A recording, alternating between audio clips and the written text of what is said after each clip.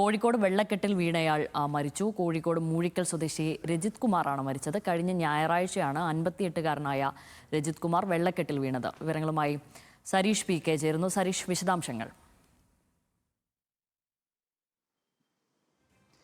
ഞായറാഴ്ച രാവിലെയാണ് രജിത് കുമാർ അപകടത്തിൽപ്പെടുന്നത്. രജിത് കുമാറിന്റെ മൂഴിക്കലിലെ വീട് ഉൾപ്പെടെ ഈ മേഖല മുഴുവൻ വെള്ളത്തിൽ മുങ്ങിയ അവസ്ഥയിലായിരുന്നു. അങ്ങനെ വീട്ടിൽ നിന്നും രക്ഷാപ്രവർത്തനത്തിന്റെ ഭാഗമായി പുറത്തേക്ക് ഇറങ്ങുന്നു.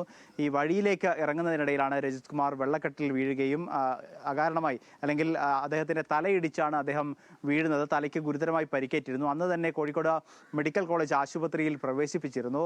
കഴിഞ്ഞ ദിവസങ്ങളിലൊക്കെ ആരോഗ്യനിലയിൽ പുരോഗതി ഉണ്ടാകും എന്നൊരു പ്രതീക്ഷയായിരുന്നു കുടുംബത്തിനൊക്കെ ഉണ്ടായിരുന്നത്. കാരണം ഈ ബ്രെയിൻ ഉൾപ്പെടെയുള്ള കേടുപാടുകൾ സംഭവിച്ചിരുന്നു. ആദ്യം വെന്റിലേറ്ററിലേക്കാണ്, ആദ്യം ICUവിലും പിന്നീട് വെന്റിലേറ്ററിലേക്കും മാറ്റുകയായിരുന്നു. പിന്നീട് വലിയ രീതിയിൽ പുരോഗതി ഉണ്ടാകും എന്നൊരു പ്രതീക്ഷയുണ്ടായിരുന്നു. പക്ഷേ ഇന്നലെ മരണം സംഭവിക്കുകയായിരുന്നു. എന്തായാലും രക്ഷാപ്രവർത്തനത്തിന്റെ ഭാഗമായി കൂടിയുള്ള പ്രവർത്തനങ്ങൾ നടത്തുന്നതിനിടയിലാണ് ഇത്തരത്തിലൊരു അപകടം സംഭവിച്ചത്. ഒരുപക്ഷേ ദുരന്തമുഖത്ത് അദ്ദേഹം കൂടി കഴിഞ്ഞ ദിവസങ്ങളിലൊക്കെ സജീവമായിരുന്നു. അന്ന് ഞായറാഴ്ച രാവിലെയും സ്വന്തം വീട്ടിൽ വെള്ളം കയറിയിട്ട് പോലും മറ്റ് അയൽവാസികൾക്കുൾപ്പെടെയുള്ളവർക്ക് സഹായം എത്തിക്കുന്നതിന്റെ ഭാഗമായാണ് അദ്ദേഹം വീട്ടിന് പുറത്തേക്ക് എത്തിയത്. അതിനിടയിലാണ് അപകടം സംഭവിക്കുകയും തലയ്ക്ക് ഗുരുതരമായി പരിക്കേൽക്കുകയും ചെയ്ത് ആശുപത്രിയിലേക്ക് പ്രവേശിപ്പിക്കപ്പെടുന്നത്. എന്തായാലും നിലവിൽ ഈ ദുരന്തമുഖത്ത് ഇറങ്ങിയ ആളുകളുടെ അല്ലെങ്കിൽ ദുരന്തമുഖത്ത് ഇറങ്ങുകയും അതിനിടെ രക്ഷാപ്രവർത്തനത്തിനിടെ അപകടം പറ്റി മരിക്കുകയും ചെയ്യുന്നൊരു സാഹചര്യം കൂടിയാണ് ഇപ്പോൾ ഉണ്ടായിരിക്കുന്നത്.